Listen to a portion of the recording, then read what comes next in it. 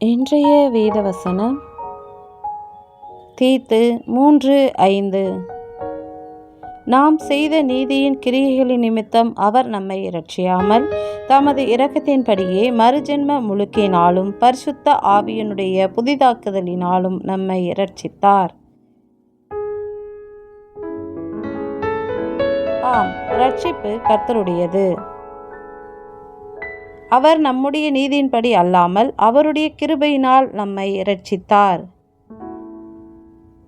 அன்றியும் நாம் பாவிகளாய் இருக்கையில் கிறிஸ்து நமக்காக மரித்ததினாலே தேவன் நம்மேல் வைத்த தமது அன்பை விளங்க பண்ணுகிறார் என்ற வார்த்தையின்படி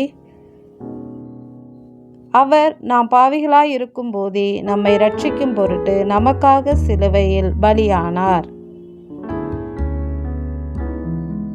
அன்றியும் அவருடைய இரட்சிப்பு ஞானஸ்தானம் மூலமாகவும் பரிசுத்த ஆவியானவரின் அபிஷேகம் மூலமாகவும் உறுதியாகிறது. ஞானஸ்நானம் அதாவது மறுஜென்ம முழுக்கு.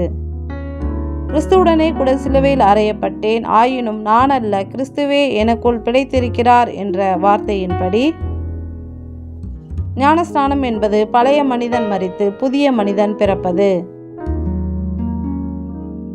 அதாவது பாவத்திற்கு மரித்து நீதிக்கு பிழைப்பது.